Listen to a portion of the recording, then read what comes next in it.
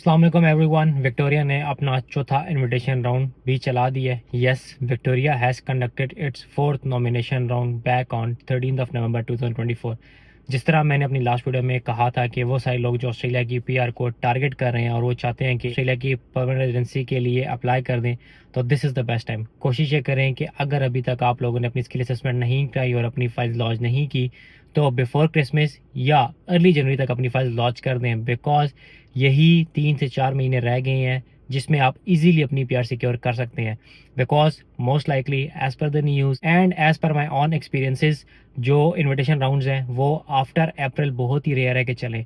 By April जो total Kota allocate हुआ है फॉर इमिग्रेशन, या तो उसको एग्जॉस्ट कर दिया जाएगा या उस वक्त जितने राउंड चले होंगे वो सीट्स जो हैं वो एलोकेट हो जाएंगी। उसके बाद जो सीट्स हैं डेफिनेटली उसको ज़ाया कर देगा। ये सब किस लिए हो रहा है? ये सब इसीलिए हो रहा है क्योंकि मई 2025 में ऑस्ट्रेलिया में इलेक्शंस है और जो अपोजिशन है उसने अभी से साफ साफ कह दिया कि जब हम इन पावर आएंगे तो हम ऑलरेडी जो है पीआर को रिड्यूस करेंगे अप टू 25%। जो इस साल 185,000 का कोटा था उसको रिड्यूस करके 140,000 कर दिया जाएगा। ये उन्होंने आने से पहले ही कह दिया।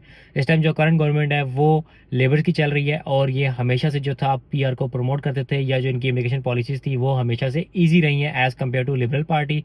अब जो अपोजिशन है वो लिबरल है। अगर तो वो इलेक्शन जीत जाती है और इन पावर आ जाती है तो डेफिनेटली जो पीआर होगी वो टफ हो जाएगी। इसीलिए वो सारे लोग जिन्होंने अभी तक अपनी ईओएस लॉन्च नहीं की, मेक श्योर करें कि अपनी ईओएस लॉन्च कर दें और अपने पॉइंट को as soon as possible maximum कर लें। अभी मैं आपके साथ छोटी सी 2-3 एग्जांपल शेयर आउट करता हूँ कि जो भी विक्टोरिया ने अपना 13 नवंबर को राउंड चलाया उसमें किन किन ऑक्यूपेशन को कितने कितने पॉइंट्स के ऊपर जो है वो इन्वाइट्स गई हैं। बहुत सारे ऐसे ऑक्यूपेशन देखने में आए हैं जिनके बारे में सोचा नहीं जा रहा था कि शायद इतने पॉइंट्स के ऊपर इनको इन्वाइट जाएगा, लेकिन गया है।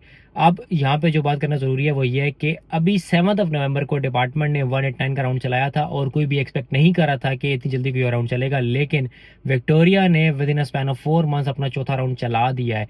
इसीलिए मैं बार बार लोगों को कहता हूँ कि कोशिश करें कि अपनी यूएस लॉन्च कर दे, अपने पॉइंट मैक्सिमम कर लें। मैं ऐसे लोगों को भी जानता हूँ कि अगर उन्होंने अपनी यूएस लॉन्च की होती तो वो आज इन्वाइट लेके बैठे होते हैं, लेकिन उन्होंने अपनी यूएस जो है वो लॉन्च ही नहीं की थी।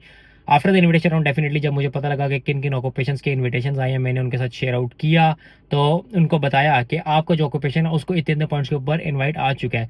आप definitely they are trying their best कि अपनी यूएस को as soon as possible launch कर दें। अगर मैं बात कर लूँ किन किन ऑक्यूपेशन को कितने कितने पॉइंट्स के ऊपर इनवाइट देखने में आया, उसमें बात करूंगा इलेक्ट्रॉनिक्स इंजीनियर की, उसको 90 पॉइंट्स पे 190 का इन्वाइट गया। मैकेनिकल इंजीनियर, जो ये कहा जा रहा था कि शायद जो मैकेनिकल इंजीनियर्स हैं उनके ऑस्ट्रेलिया में जरूरत नहीं है या उनको इन्वाइट नहीं जाएंगे। इस अगर मैं बात करूँ इलेक्ट्रिकल इंजीनियर की तो 75 पॉइंट पे 491 का इन्वाइट गया। इसके साथ जो मार्केटिंग स्पेशलिस्ट है, सिविल इंजीनियर्स है, कारपेंटर्स हैं, अर्ली चाइल्डहुड टीचर है, आईसीटी के ऑक्यूपेशन है, बिजनेस एनालिस्ट है, शेफ है, कारपेंट्री है, इन सब ऑक्यूपेशन को जो वो इन्विटेशन देखने में आए हैं। जो विक्टोरिया का राउंड था उसके बारे में ये कहा जा रहा है कि ना ही बहुत बड़ा राउंड था ना ही बहुत छोटा राउंड था, लेकिन एक अच्छी अमाउंट में जो है इन्विटेशन विक्टोरिया ने दिए थे। सो अगर अभी तक आप लोगों ने अपनी ईओएस लॉन्च नहीं की तो मेक श्योर करें कि आप अपनी EOS as soon as possible launch कर दें, क्योंकि आफ्टर क्रिसमस टिल अप्रैल यही बेस्ट टाइम है अपनी पीआर सिक्योर करने का। ये एडवाइस मैं सबको देता हूँ और ये एडवाइस मेरे व्यूअर्स के लिए है। मिलते हैं अगली वीडियो में, अपना ख्याल रखिएगा। अल्लाह हाफिज़।